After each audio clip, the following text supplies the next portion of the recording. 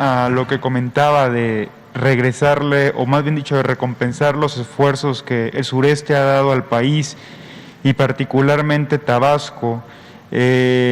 Estando en el estado, en mi casa cuando era niño, con mis papás, encontré un libro que había leído anteriormente del gobierno del general Cárdenas. En él aparece quien fuese su secretario de Economía, si no me equivoco, el general Francisco Mujica. El general Francisco Mujica fue gobernador del estado de Tabasco y le comentaba al general Cárdenas que habría de tabasqueñizar todo México. Bajo esta premisa, señor presidente, yo le preguntaría, ¿usted considera prudente tabasqueñizar México, que hace falta integrar estos conceptos que ha dado Tabasco a todo el país? Ergo, a lo mejor teniendo en esta segunda etapa de su gobierno más tabasqueños o tabasqueñas en su gabinete, y también aprovechar algunas ideas que se hayan dado, como en su momento dado fue los centros integradores en el gobierno de don Enrique González Pedrero. ¿Considera usted prudente que algunas ideas, o consideraría viable tabasqueñizar México, presidente, siendo usted oriundo de la zona? Gracias. Pues, yo represento a todos los mexicanos y en todo el país hay cultura. México, lo he dicho muchas veces, es un mosaico cultural, tiene mucho potencial cultural, artístico, su pueblo es extraordinario en todos lados, en todo el país. Cada estado tiene su historia, por eso es muy importante en la investigación lo que se conoce como la microhistoria. Uno lee Pueblo en Vilo de don Luis González, que es una historia de su pueblo, San José de Gracia, Michoacán. Y aún tratándose de la historia de un pueblo, es todo. Es una cosa bellísima ese libro. Pero lo mismo pasa con Chihuahua, todas sus historias. Nada más estudiar a Orozco, que fue durante mucho tiempo un hombre consecuente, revolucionario, y luego cambió. O estudiar a Luis Terrazas, de Chihuahua, que se decía que Chihuahua,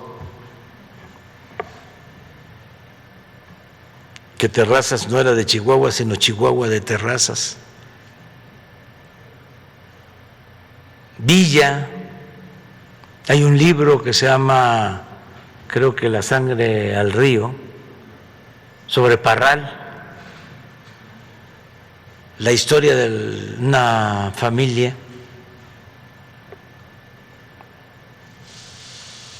de Chihuahua que enfrenta a Villa, que es un buen libro, un buen escritor, familia de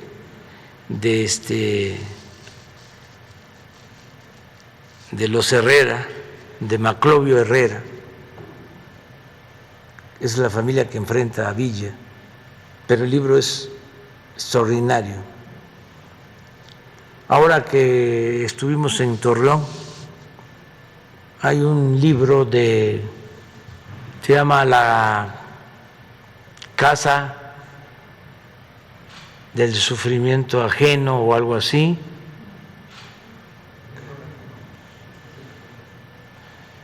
sobre Torreón y en especial sobre la represión a los migrantes chinos cuando la revolución.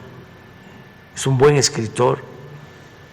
También historia regional, y así hay muchos en todo el país. Entonces, cada pueblo, somos muchos Méxicos, todos con cultura. Acabamos de estar en Jerez para conmemorar la Casa del Dolor Ajeno. Sí, la Casa del Dolor Ajeno, es un muy buen escritor. Decía que estuvimos en Jerez recordando a Ramón López Velarde. En todos lados, todos, recorrer México, ¿no? El pueblo de Jalisco, donde nació Huerta, Colotlán,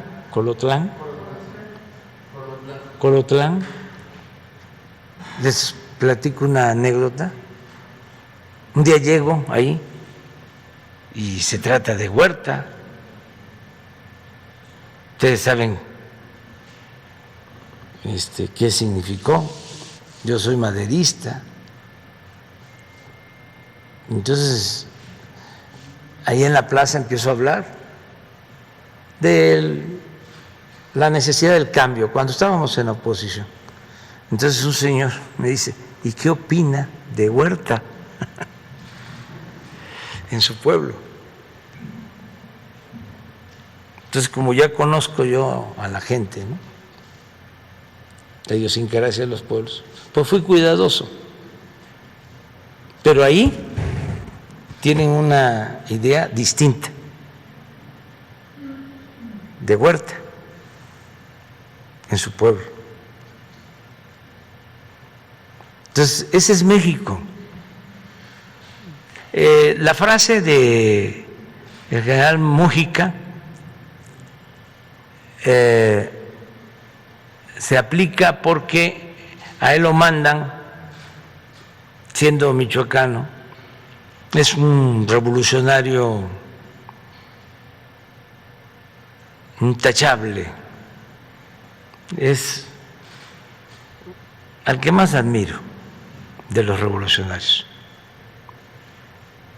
Entonces lo mandan porque los revolucionarios en Tabasco se estaban enfrentando, como suele pasar en todos los movimientos que hay. Bueno, la Revolución Mexicana terminó en enfrentamiento en las mismas filas del movimiento revolucionario. Se dividen Carranza por un lado, Obregón por otro, o Carranza y Obregón juntos, y Villa en otro, Zapata en otro. Zapata, por ejemplo, cuando el plan de Ayala se lanza en contra de Madero y reconoce a Orozco,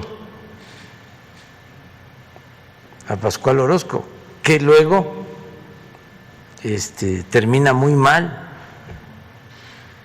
muy mal. Pero bueno, hay siempre, ¿no?, estas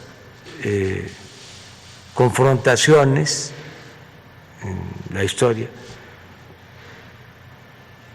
Y en Tabasco, pues los mismos revolucionarios estaban enfrentados, habían asesinado al gobernador revolucionario,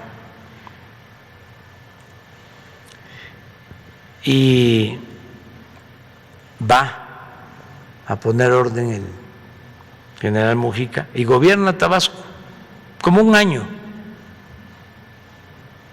y encuentra las arcas vacías,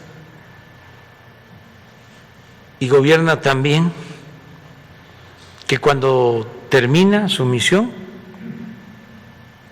además de todo lo que hizo, bueno, fue el que dotó al primer ejido de Tabasco, una isla que se llama El Chinal, entregó la isla que estaba en manos de una empresa extranjera. La habían despojado a campesinos y fueron a ver al general. Fíjense qué historia. Fueron a ver al general Mújica y el general Mújica le restituyó la tierra a los campesinos, la isla del Chinal en Jonuta. Entonces los dueños de la empresa vienen a ver al presidente Carranza y el presidente Carranza le ordena al gobernador de Tabasco, Francisco J. Mújica, que le devuelva la tierra a la empresa extranjera. Y le contesta el general Mújica de que no, y lo fundamenta. ¿Por qué se había hecho la revolución? ¿Para qué se había luchado? Ya se había expedido la ley agraria de enero de 1915.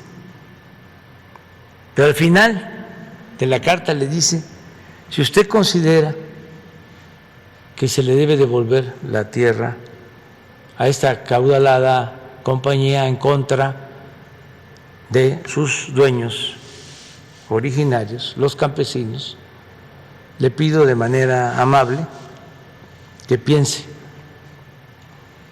en nombrar a otra persona, porque yo renuncio al gobierno. Tiene una frase bellísima, dice, porque mi honestidad es lo que estimo más importante en mi vida.